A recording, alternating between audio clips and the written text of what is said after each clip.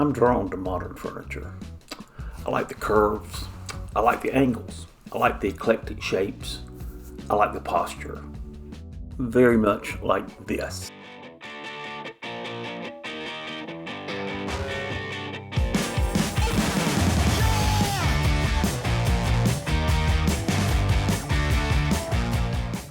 We purchased some 6/4 maple. That's 1.5 inches, everybody else. And I've had this template for about 4 years. I got a bunch of shapes cut out at one time, and I just haven't been able to pull the trigger on this one yet. But today, we're going to throw some maple at it. These maple boards have some heartwood through the middle. It gives it kind of a brown or gray streak through there, and I've decided to use that as a feature. So as we are cutting our pieces and arranging, we are going to do this.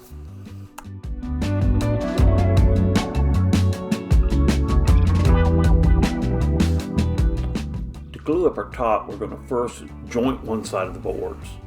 We're going to take that jointed side, put it up against the table saw fence, and push it through, cutting a second edge. And if you do this just right, and you're lucky, it will fit together like this. We're going to glue it up in sections. We want it as easy as possible to fit together, and there's going to be a lot of pieces. It's going to be a weird shape, so it's going to be a little difficult to glue up, so we're going to do everything we can to make it less difficult.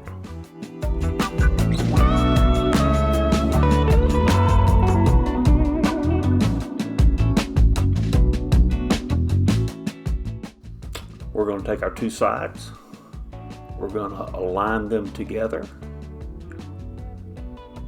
We're going to have to add one more board to make the shape complete. And before our final glue up, we're going to take this last chance and run them through the planer one time. We're just going to take off maybe a 1/16. We just want them all to be as consistent as possible.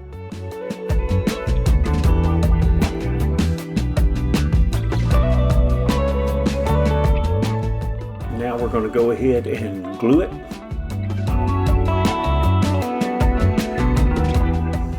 Align it.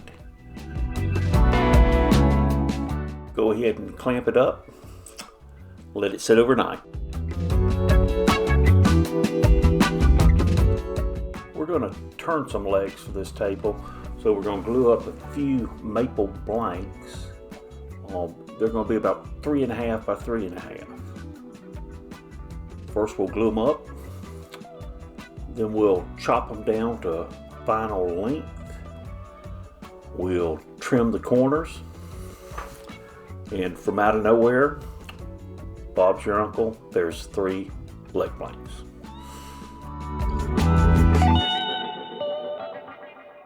Next, we're going to turn them around. Jordan's going to get all 3 of them exactly the same size.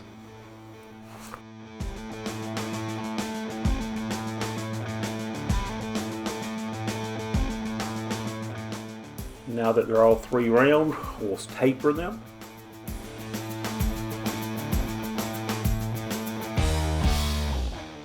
These legs are going to wind up being about 1.5 inches thick on the small side, on the floor side, and about 3 inches on the top. That's a little bigger than most tapered mid-century legs, but this table is pretty big. It's kind of girthy. The calipers will help us keep the legs pretty close to each other, and these are turning out real well. This maple is really beautiful and easy to work with. We need to cut this shape out roughly. We're going to take it to the bandsaw. It's going to take both of us to hold it up. This is a lot of wood, and we're going to cut roughly, leaving maybe 1/4 to 1/2 inch around it.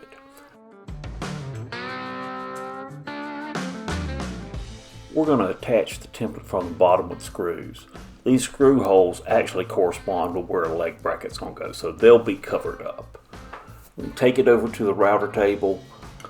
We're going to use a pattern bit. It's actually a compression bit, and we're going to ease around it one time and go as far as it'll go, and then crank it up a little more and finish it off.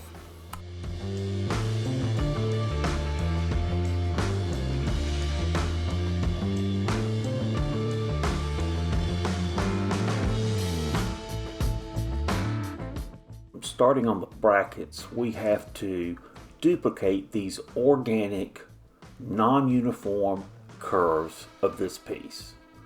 The only way I know to do that is by making a template of exactly the shape. We put these templates back on the table, some double-sided tape, and then we trace the contour. It's a very non-uniform contour, so we use this little homemade tool to trace it around this irregular shape. Then we'll take it back to the bandsaw, cut on our new line, and that'll be the template for our leg brackets.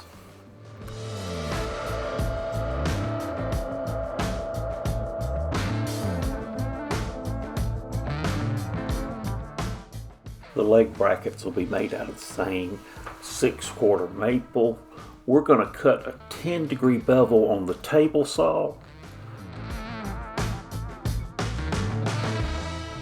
And after a little bit of cleanup with the sander, you'll see the legs will fit just like that. We're going to trace our patterns.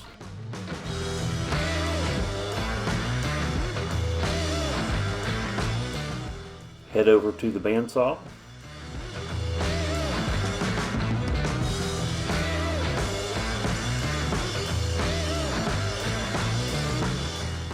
We're going to clean them up on the belt sander.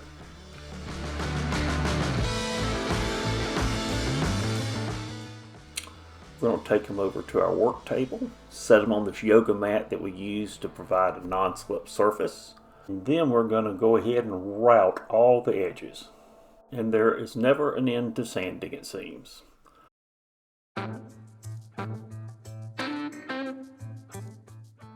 Before we put the leg brackets on, we need to cut the chamfer on the bottom. We're going to do it in multiple steps, taking a little bite each time.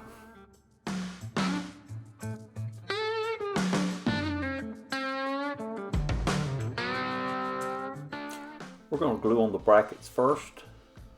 We're just going to spread some glue on the bottom, flip them around, and set some weights to hold them in place till they're dry.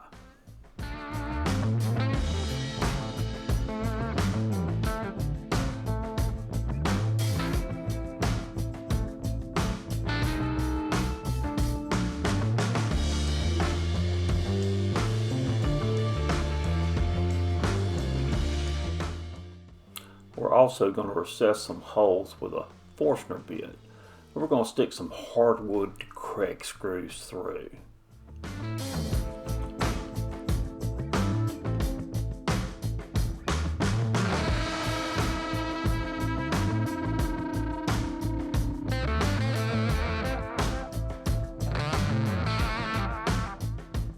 We're going to plug the holes with some dowels.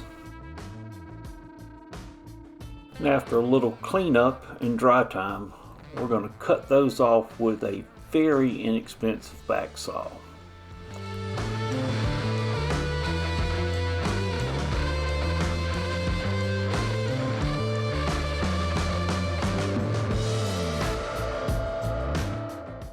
We're going to drill holes for our threaded inserts.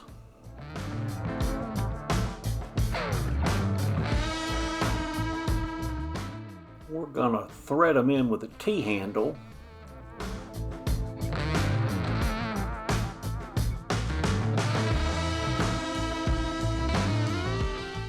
And we're ready for legs.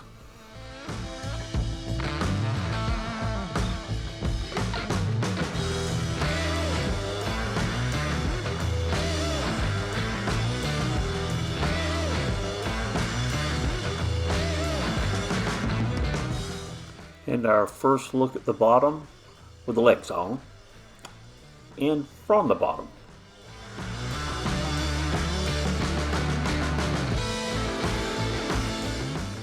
We're going to put a quick round over on the top edge of the table.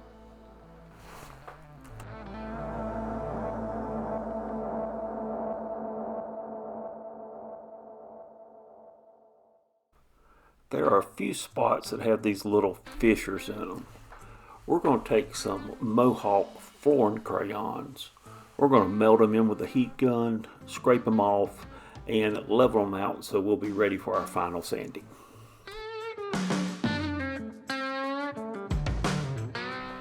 Before final sanding, we're going to stick some pencil lines across the top so we can know we've sanded the whole thing. And we're going to sand up to 220 only on this. The finish that we're using doesn't recommend going that much higher.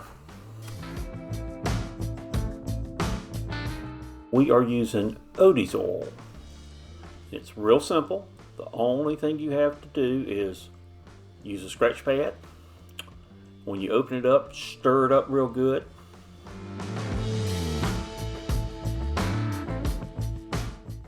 You dab it on. You take your little Scotch-Brite pad and you just rub it in. Just go over the whole surface. And after you get it completely done, I usually let it skim over till it's good and dry, at least an hour.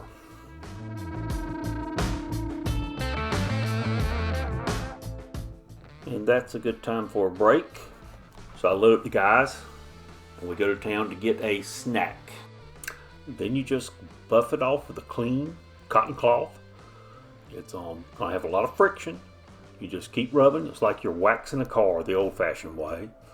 And when you get it good and clean, you can't feel any more residue on there, you're good. Now on this one, we did the top, then we flipped it, we did a coat on the bottom, and then the next day we did another coat on the top. Thanks for watching, everyone. If you like this kind of content, please subscribe.